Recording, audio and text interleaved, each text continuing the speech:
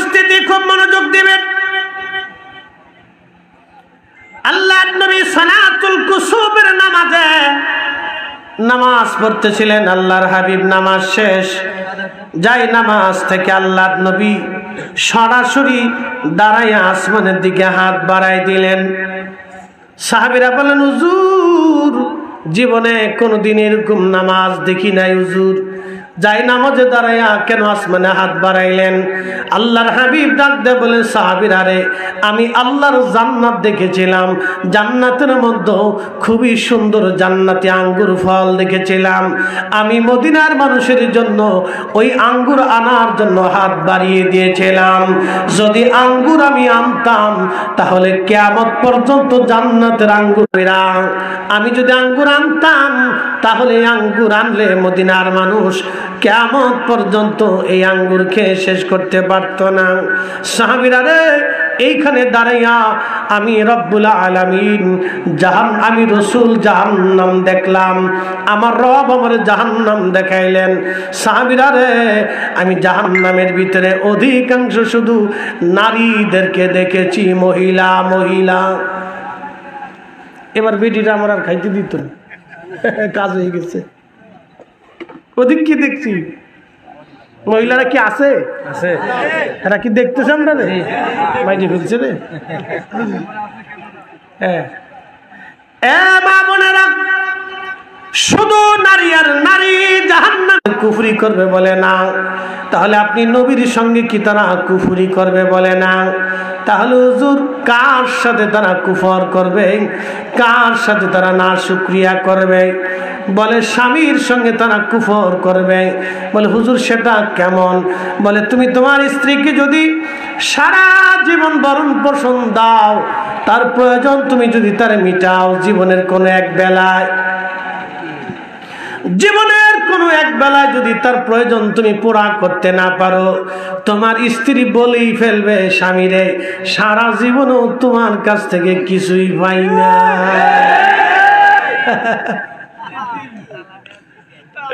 যারা বিয়ে করছেন তারা বুঝে যান।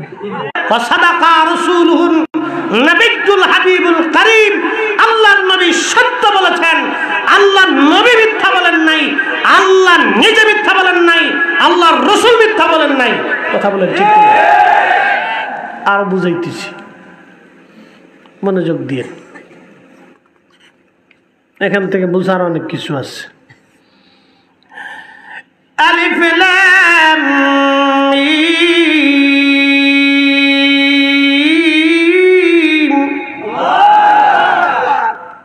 কে বলছে? সরাসরি বলছে? সরাসরি কি আপনাদের কি বলছে? কার কাছে আসছে? আল্লাহ নবী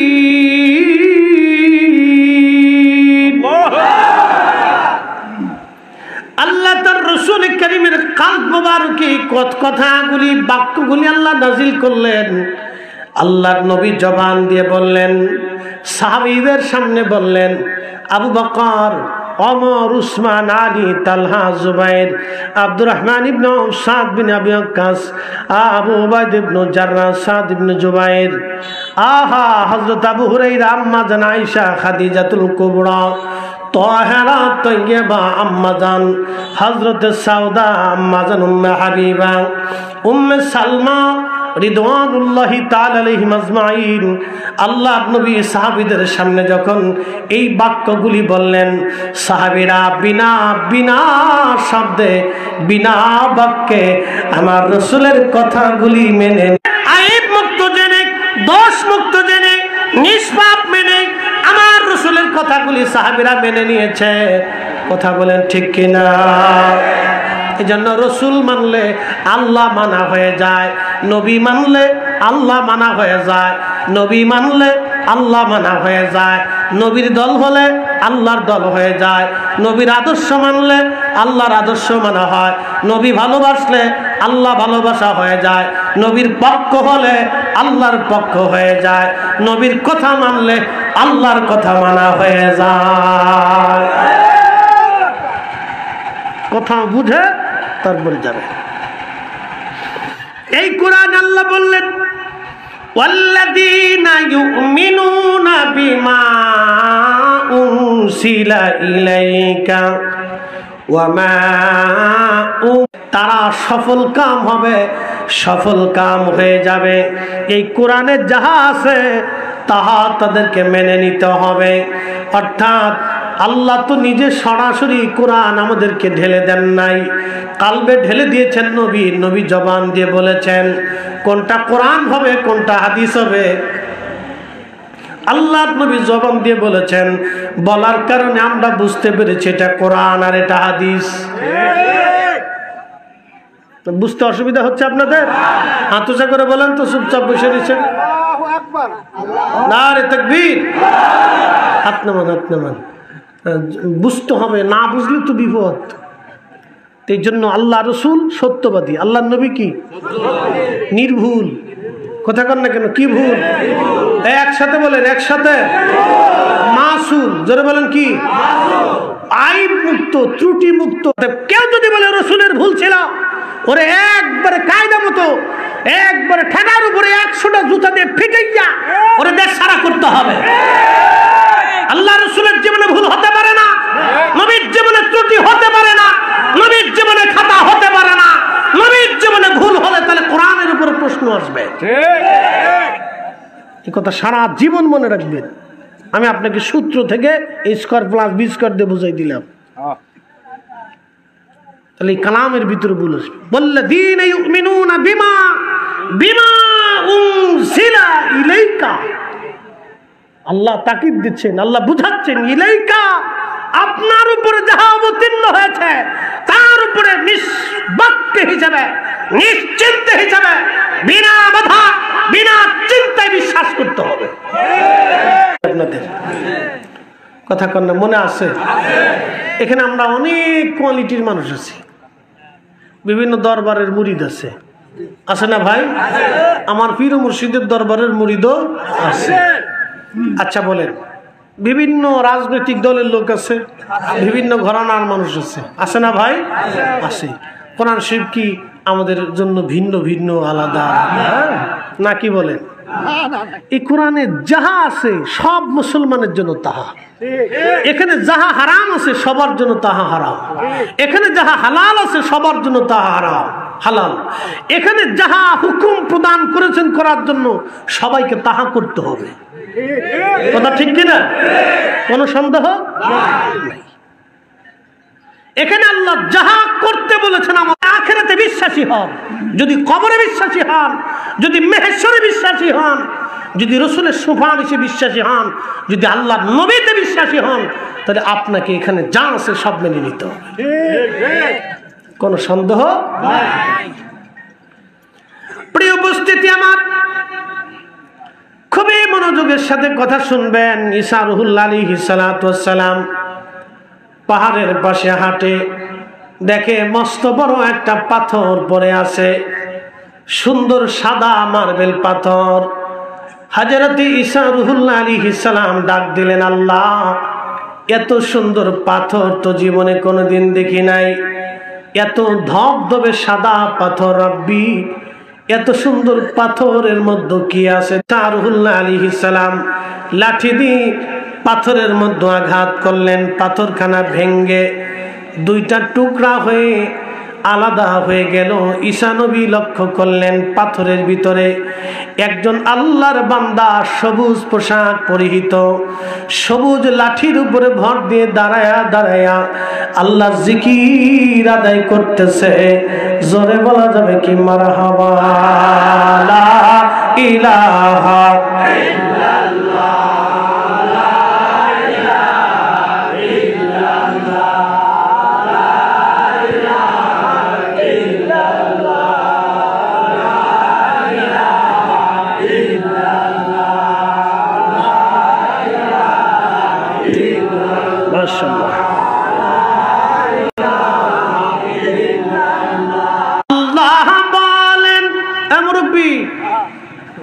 দাদু কই যা? পিছিয়ে তাকাই না রে, পেশাবে ধরছে, মুরব্বী মানুষ। না না, উঠা যাইতো না। একজন উঠলে আরেকজনকে হ্যাঁ তাই উঠছে, তা উঠে যাই গিয়া বদ অভ্যাস আছে বাঙালিদের একটা বদ অভ্যাস আছে, যেদিন ঝুঁক দেয় সেদিকে ঝুঁক দেয়। জ্বালা আছে, বিরাট জ্বালায় জাতি নিয়ে। কারণ শোনেন, আপনাদেরকে বলি, আমাদের বাঙালি জাতি মিশ্রণ, কিছু পাকিস্তানি, কিছু আফগানি, কিছু আরবি, কিছু ওই চাইনিজ, কিছু ভুটানি, কিছু নেপালি, কিছু আপনার ওই যে কি বলে মেরাঠি, কিছু আছে আবার দিল্লি, কিছু আছে ওই আবার কলকাতা, আবার কিছু বাঙালি।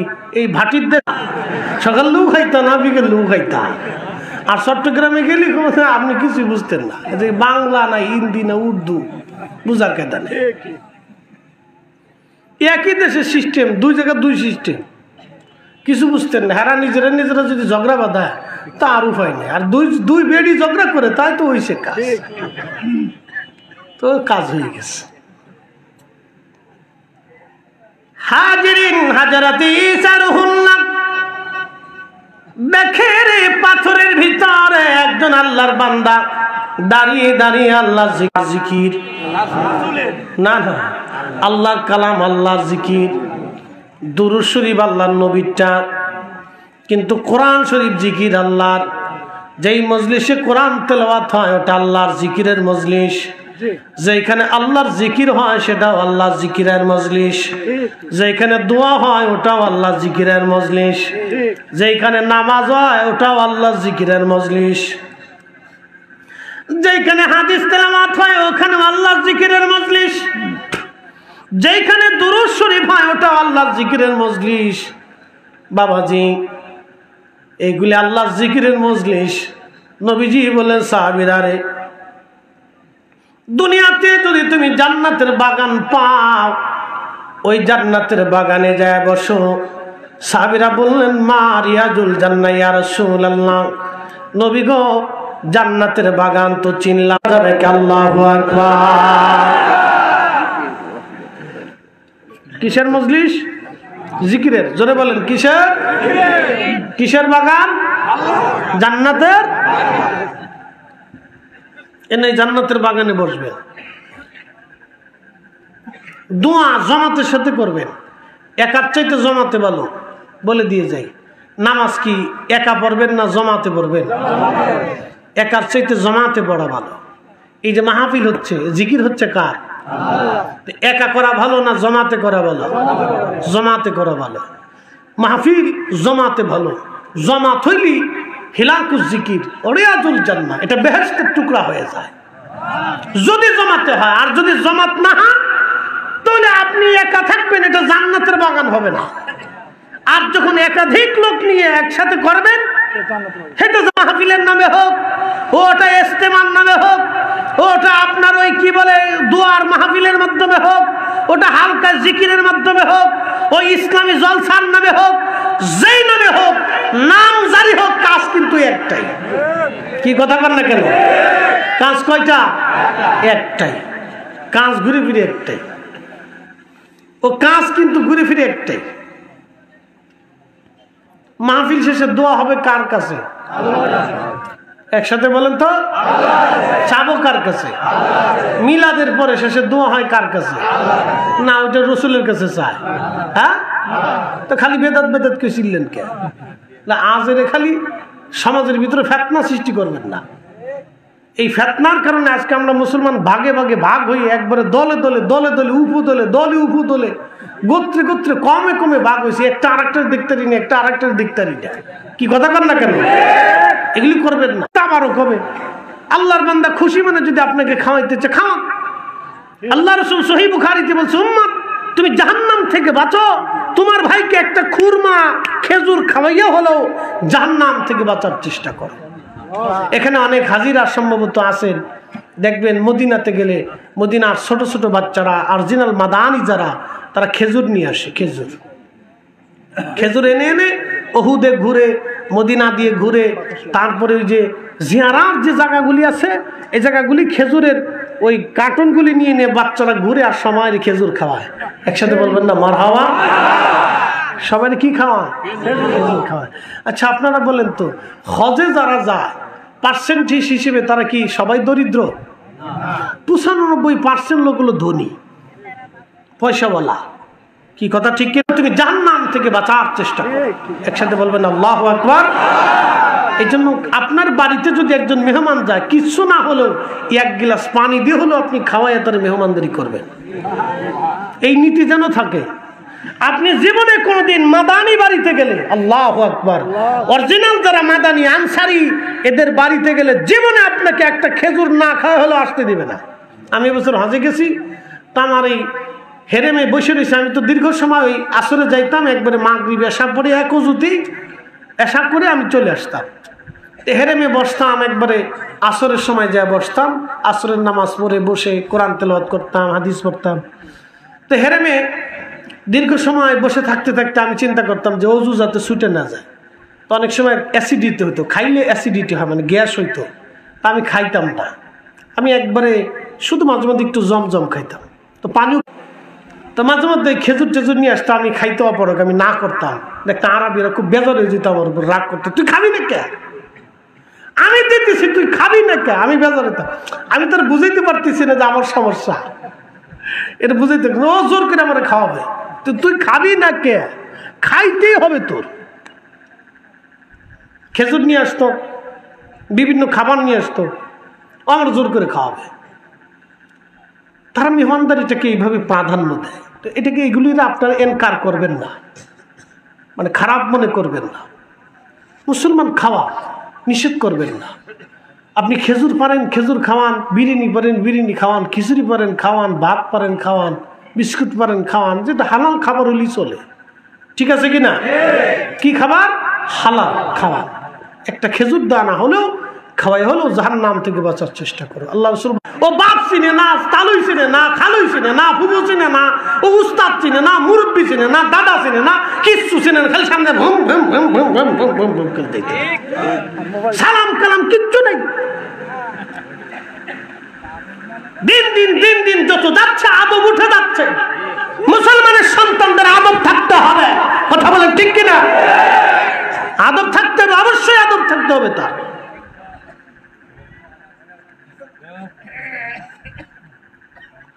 প্রিয় উপস্থিতি আমার, খুব মনোযোগ দিবেন। আল্লাহর নবীর হাদিস দিয়ে সারহুল্লাহ ডাক দে বলে, আল্লাহর বান্দা কত বছর ধরে তুমি পাথরের মধ্যে এইভাবে আসো বলো? আল্লাহর বান্দা জবাব দিল, হুজুর 400 বছর ধরে বিরামহীন ভাবে আমি এখানে আল্লাহর ইবাদতে আছি। বলে খাও কি? বলে আমি ভুটান গেলাম আজ থেকে 5-6 বছর আগে, করোনার কয়েক বছর আগে। ইন্ডিয়ান ভিসা নিয়ে তখন ভুটান যাওয়া যেত, ভারতের জায়গা। জেলার নাম হলো জলপাইগুড়ি জেলা। ওই আপনার উত্তরবঙ্গের লালমনিরহাটের পাটগ্রাম হাতিবান্ধা ওই সীমান্ত দিয়ে আমি ইন্ডিয়ার ওই কুচবিহার মাহফিল শিলিগুড়ি থেকে শুরু করে জলপাইগুড়ি জেলার জায়গাতে মাহফিল সেরে লোকেরা বলল, হুজুর আপনাকে ভুটান নিয়ে যাই। চলেন। ভুটান যখন গেলাম, জাতীয় বৌদ্ধ মন্দির দেখলাম।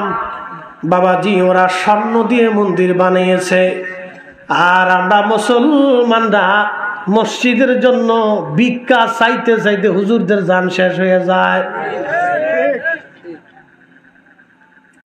এটা ভালো লাগে আমার কাছে। তো ফাঁকরি ফুকরি জুব্বা সুব্বা গায়ে দেওয়া গেছি। তো বৌদ্ধ ভিক্ষু যে আছে, আপনারা জানেন বৌদ্ধদের যে ধর্মগুরু তাদেরকে ভিক্ষু বলে, ভিক্ষু। হ্যাঁ, তো প্রধান বৌদ্ধ ভিক্ষু যেহেতু ওই মন্দিরে, তখন ওরা ত্রিপিটক পাঠ করতেছে। একজন বাঁশি বাজায় আর একজনে ত্রিপিটক পাঠ করে।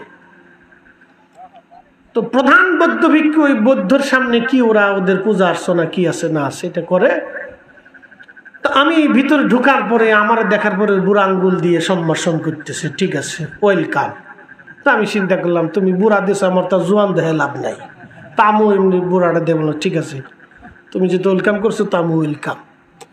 তো ঘুরে ঘুরে ঘুরে ঘুরে দেখলাম, বিশ্বাস করেন স্বর্ণ দিয়ে তার কারুকার্য দেখলে আপনার মাথা ঘুরিয়ে যাবে।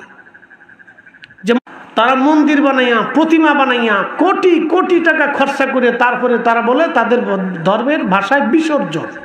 সেটা তার ধর্ম, ওটা নিয়ে আমি কটাক্ষ করবো না, বিসর্জন বলে।